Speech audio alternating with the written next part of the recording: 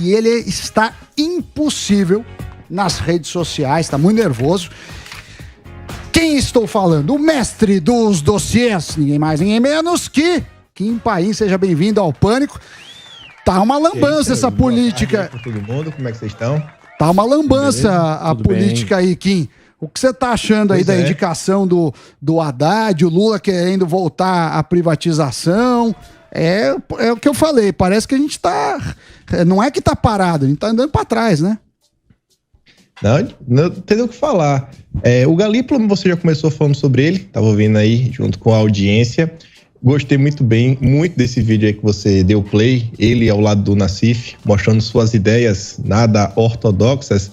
E para quem não lembra do Galípolo, muito mais do que qualquer recorte que possa aparecer nas redes sociais, o Galípolo é o cara que em 1º de abril de 2022, o dia da mentira, um dia perfeito, ele juntamente com o Haddad publicaram juntos na Folha de São Paulo um artigo defendendo aquela história da moeda comum.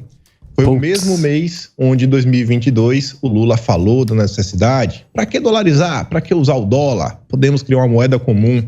E quando começou o ano, a partir do dia 3 de janeiro, alguns representantes do governo argentino, um embaixador, pegando seu mero dos exemplos, ele veio, saiu a notícia no início do ano falando de moeda comum, depois a coisa foi indo, depois não foi indo, etc, tudo mais. E o Galípolo é esse cara e vai estar assumindo a diretoria da política monetária. Então tá no lugar certo, né? Vai poder colocar para andar a moeda comum, fazer esse aceno aí que o Lula, sim, é algo histórico, né? Uma defesa histórica do PT, eles defendem desde pelo menos aí 2008, 2009, o Lula já falava, inclusive até quem sabe criar uma moeda do BRICS. E agora eles colocaram o Galípolo, vai começar como diretor, e o plano, como o Sami também até falou, é que ele alce voos mais altos em 2024, quem sabe ele seja o presidente do Banco Central. Essa história do Banco Central, eles estavam dando muita porrada, né? E acaba aqui recuando. Primeiro, Kim, você é um cara, deixa eu só aqui parabenizá-lo. Muito legal o que você está fazendo em rede social, né? No seu próprio Twitter você faz isso de uma forma bem organizada, né? Tanto falando da imprensa, né? Como até do governo, você faz críticas contundentes. Nós temos uma pauta aqui que é a nova votação de urgência hoje do PL 2630. Você pode dar uma resumida pra gente, por gentileza?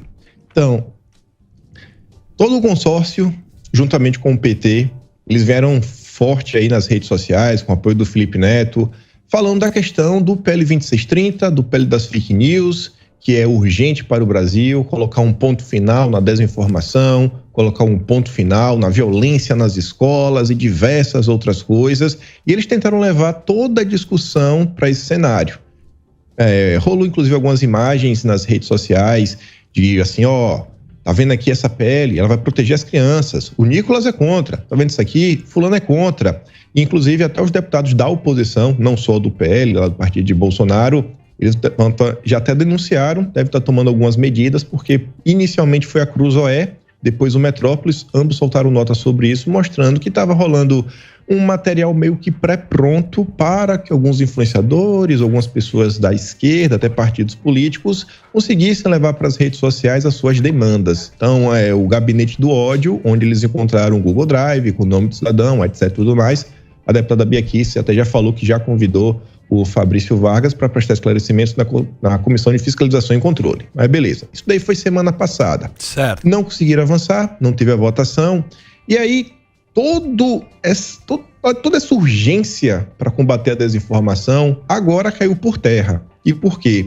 A Jandira Fegali, que também é do PCB, Partido Comunista, PCdoB, Partido Comunista do Brasil, ela já tinha um projeto de lei de 2019 que falava sobre direitos autorais, etc, tudo mais.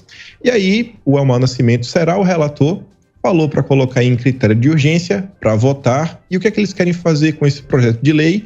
Além da discussão sobre os artistas, eles querem incluir a remuneração do jornalismo profissional no Brasil.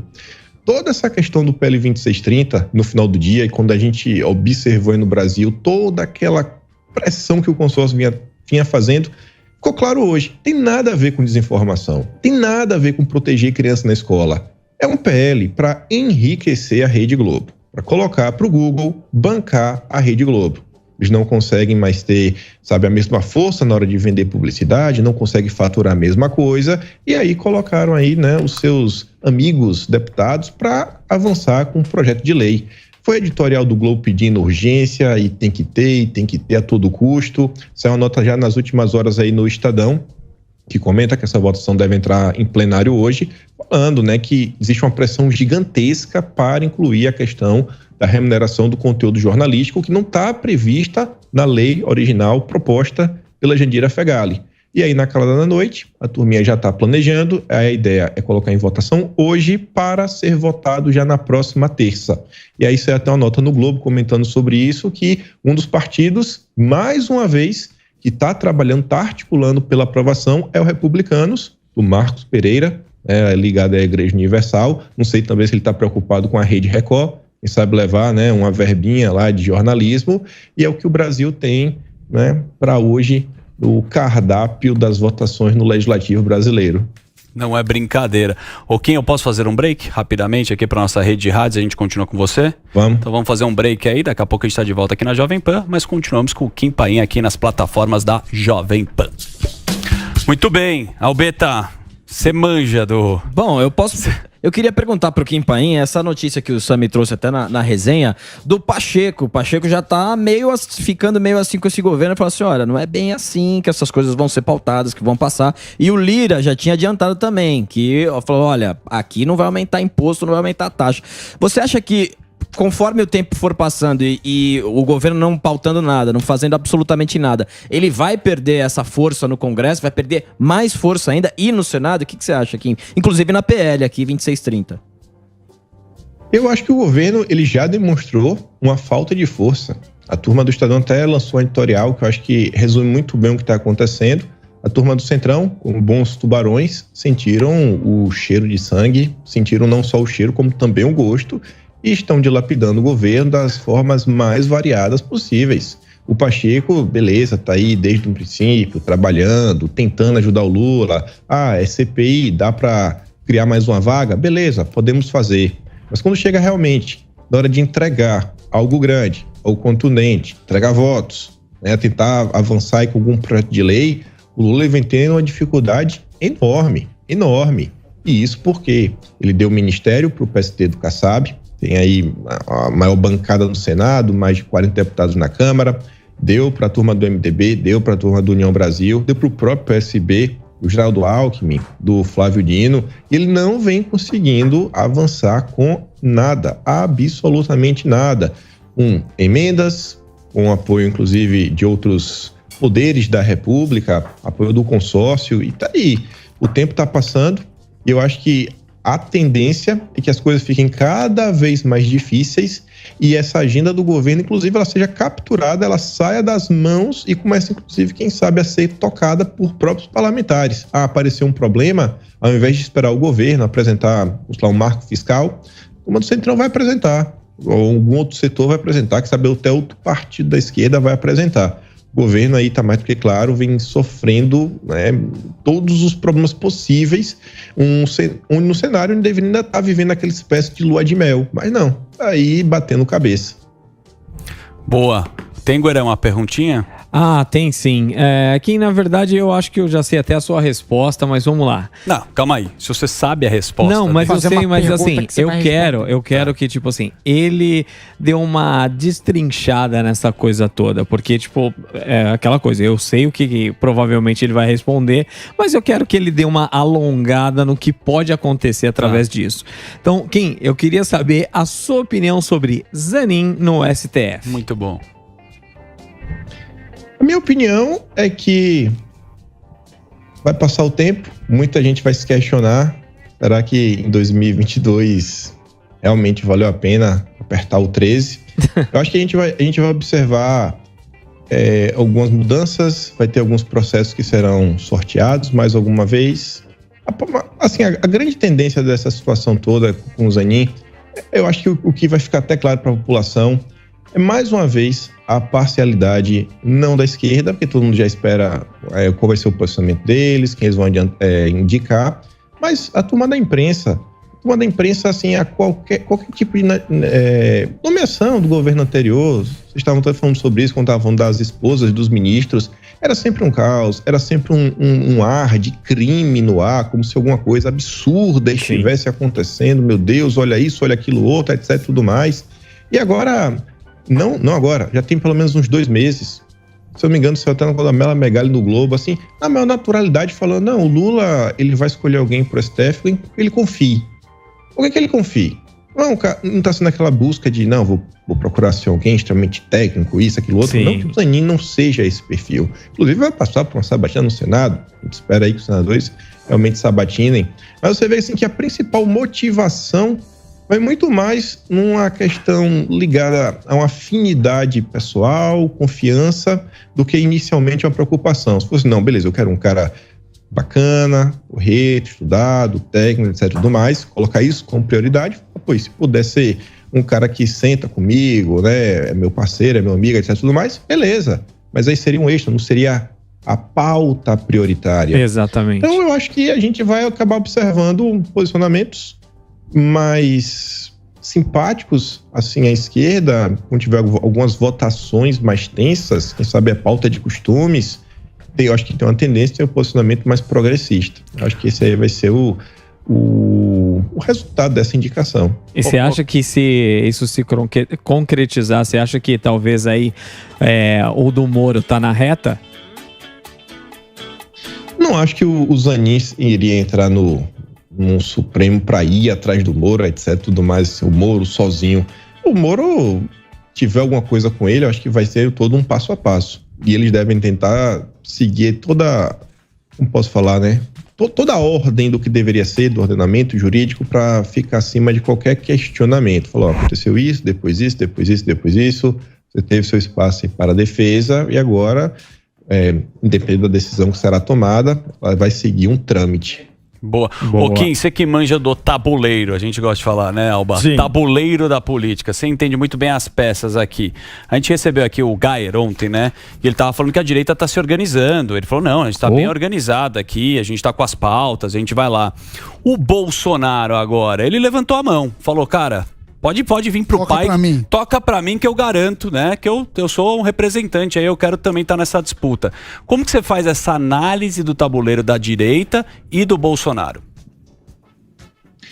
Eu vejo que o Bolsonaro, ele segue firme e forte. Saíram em diversas pesquisas. Você vê, por exemplo, a disputa pela cidade de São Paulo. Você tinha lá uma pergunta assim bem clara. Boulos sendo a pontuação dele inicial, depois Boulos sendo apoiado pelo Lula. Aí tem um crescimento. Aí você pega o Ricardo Salles, lá na espontânea, não bateu nem 2%. A partir do momento que você fala, não, esse aqui é o candidato do Bolsonaro, já pulou para 20%. Então, o Bolsonaro, ele segue com a popularidade dele, é uma pessoa que o país conhece, porque foi presidente da República, e tem a tendência de continuar sendo um dos nomes mais fortes aí dentro da direita, quem sabe o próprio candidato da direita.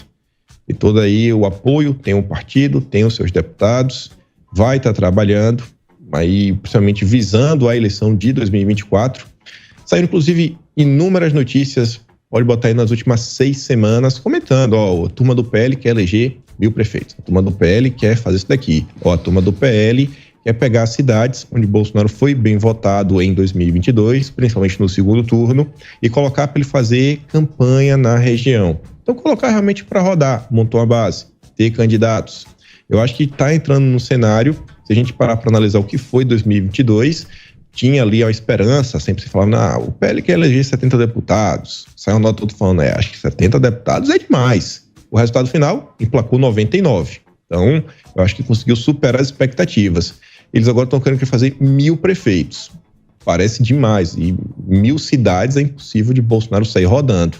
Mas, independente disso tudo, tá claro que existe realmente uma organização mínima que, quando você compara com o ano de 2018 e com o ano de 2020, você não tinha nada similar. Em 2018, e devem ter acompanhado minimamente. No final dos 45 do segundo tempo, foi quando o Bolsonaro encontrou um partido, até o 48 do segundo tempo não tinha vice, foi aquela confusão, vai ser Janaína, vai ser o Luiz Felipe Melenz e Bragança, etc, tudo mais, acabou sendo o Mourão.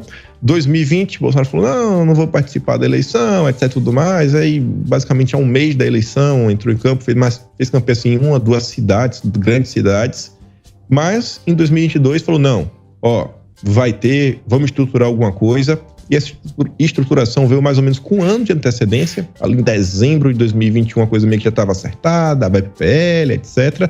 E com esses 10 meses, né, na verdade nem um ano, você vê que a turma da direita conseguiu emplacar, conseguiu encontrar alguns nomes, diversas localidades ao redor do Brasil e conseguiu eleger os seus candidatos. Não apenas deputados federais, deputados estaduais, senadores e até... Você olha, o governador do estado de São Paulo, e aí não é eu que estou falando que foi Bolsonaro que ajudou ele, é o próprio Tarcísio. Ele sempre diz, não era ninguém antes de Bolsonaro.